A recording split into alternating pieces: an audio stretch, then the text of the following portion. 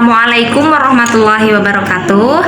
Bapak dosen pengampu mata kuliah Media dan Teknologi Pembelajaran MISD, Dr. Nur Hamzah MSI MPMat, dan Bapak Ambar Maulana MPD. Perkenalkan, saya Siti Hapsoh, mahasiswa PGMI semester 6, akan mempresentasikan tentang desain media dan teknologi pembelajaran. Untuk mengefektifkan waktu, langsung saja materi yang pertama. Fungsi media dan teknologi pembelajaran. Yang pertama, memberikan pengetahuan tentang tujuan belajar. Nah, pada permulaan pembelajaran, siswa itu perlu diberitahu tentang pengetahuan yang akan diperolehnya atau keterampilan yang akan dipelajarinya. Kepada siswa juga harus dipertunjukkan apa yang akan diharapkan darinya, apa yang harus dapat dilakukan untuk menunjukkan bahwa ia telah menguasai bahan pelajaran dan tingkat kemahiran yang diharapkan. Untuk pembelajaran dalam kawasan perilaku kognitif atau psikomotorik, nah media visual ini khususnya yang menampilkan gerak dapat mempertunjukkan kinerja yang harus dipelajari siswa. Dengan demikian, dapat menjadi model perilaku yang diharapkan dipertunjukkan pada akhir pembelajaran. 2. Memotivasi siswa. Nah, salah satu peran yang umum dari media komunikasi adalah memotivasi siswa. Nah, usaha untuk memotivasi siswa seringkali dilakukan dengan menggambarkan sejelas mungkin keadaan di masa depan, di mana siswa itu perlu menggunakan pengetahuan yang telah diperolehnya. Nah, jika siswa menjadi yakin tentang relevansi pembelajaran dengan kebutuhannya di masa depan, maka nanti ia akan termotivasi untuk selalu mengikuti pembelajaran.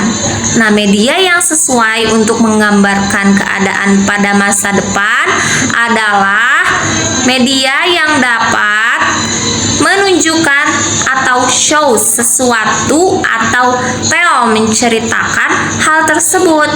Bila teknik bermain peran digunakan seperti lawak atau drama, pengalaman yang dirasakan oleh siswa itu sendiri, nah nanti itu akan lebih kuat.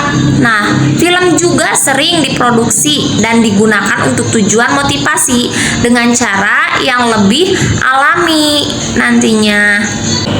3. Menyajikan informasi. Nah, dalam sistem pembelajaran terdiri dari beberapa kelompok dengan kurikulum yang sama. Media seperti film dan televisi dapat digunakan untuk menyajikan informasi.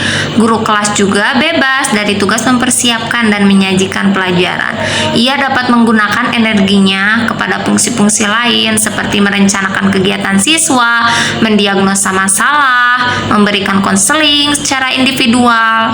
Nah, dan yang keempat, merangsang diskusi. Nah, kegunaan media untuk merangsang diskusi seringkali disebut sebagai papan loncatan, diambil dari bentuk penyajian yang relatif singkat kepada kelompok siswa dan dilanjutkan dengan diskusi. Nah, format media biasanya menyajikan masalah atau pertanyaan dan seringkali melalui drama atau contoh pengalaman manusia yang spesifik. Nah, yang kelima, mengarahkan kegiatan siswa. Nah, pengarahan kegiatan merupakan penerapan metode yang pembelajarannya itu disebut metode kinerja atau metode penerapan. Nah, penekanan pada metode ini adalah pada kegiatan melakukan. Jadi media dapat digunakan secara singkat atau sebentar untuk mengajak siswa mulai dan berhenti. Nah, dengan kata lain, program media ini digunakan untuk mengarahkan siswa melakukan kegiatan dengan langkah-langkah tertentu. Penyajiannya bisa nantinya bervariasi, mulai dari pembelajaran sederhana seperti tugas atau pekerjaan rumah. Nah, kemudian yang keenam, ada melaksanakan latihan dan ulangan. Nah, dalam belajar keterampilan, apakah itu itu bersifat kognitif atau psikomotorik, pengulangan respon-respon dianggap sangat penting untuk kemajuan, kecepatan, dan tingkat kemahiran. Nah, istilahnya itu biasanya disebut drill. Nah, digunakan untuk sejenis respon yang lebih sederhana, seperti menerjemahkan kata-kata asing atau mengucapkan kata-kata asing. Nah, biasanya juga berhubungan dengan kegiatan yang lebih kompleks yang membutuhkan koordinasi dari beberapa keterampilan dan biasanya merupakan penerapan pengetahuan. Misalnya latihan olahraga tim atau individual. Nah, nantinya memecahkan masalah, berbagai bentuk masalah. 7. Memberikan pengalaman simulasi. Simulator adalah alat untuk menciptakan lingkungan buatan secara realistis. Nah, media komunikasi sering kali memegang peranan penting dalam simulasi. Sejak siswa harus mengkomunikasikan informasi kepada mesin atau sebaliknya, nah, penggunaannya itu nantinya akan tergantung pencapaiannya. Kemudian poin D, macam-macam media pembelajaran berbasis teknologi. Nah, seiring dengan kemajuan teknologi, maka perkembangan media begitu cepat, di mana masing-masing media yang ada punya ciri-ciri dan kemampuannya sendiri.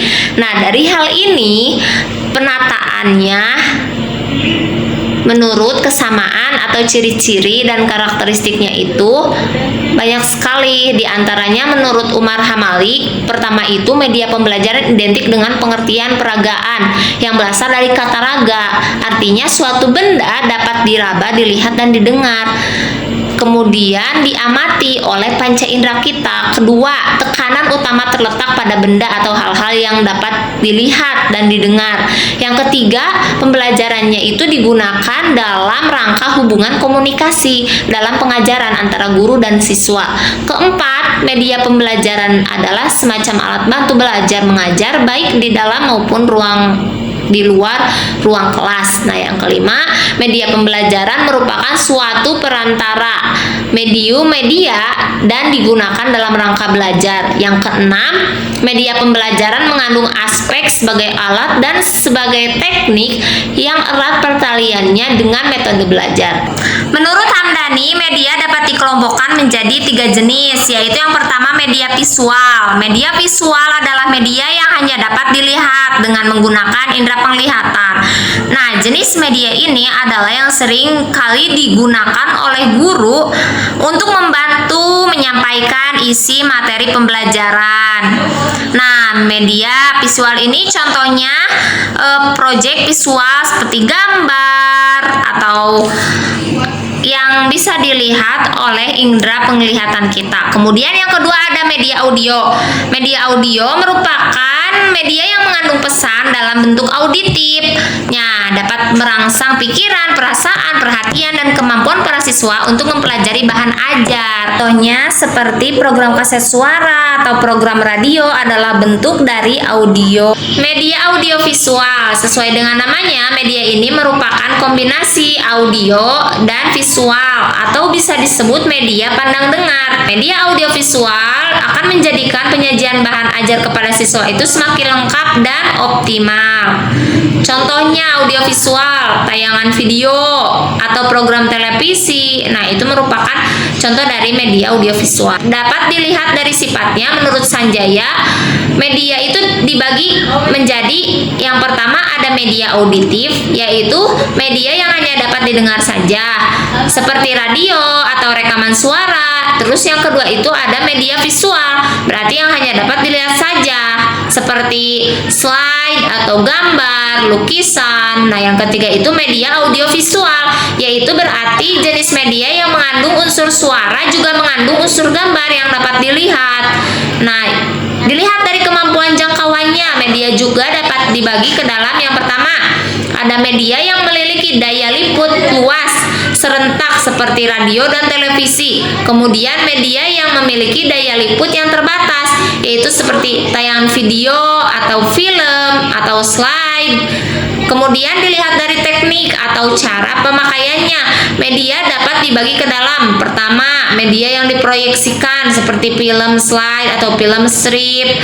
Kemudian yang kedua, media yang tidak diproyeksikan seperti gambar gambar, lukisan, radio, dan sebagainya. Nah, berdasarkan yang telah saya paparkan di atas, dapat disimpulkan bahwa jenis media itu sangatlah beragam. Maka, seorang guru itu harus terampil dalam memilih media. Nah, pemilihan media yang tepat dan benar dapat menjadikan pemilihan media pembelajaran yang tepat dapat menjadikan proses pembelajaran itu akan lebih menyenangkan. Jadi proses pembelajarannya itu akan lebih menyenangkan dan peserta didiknya akan termotivasi untuk selalu mengikuti pembelajaran.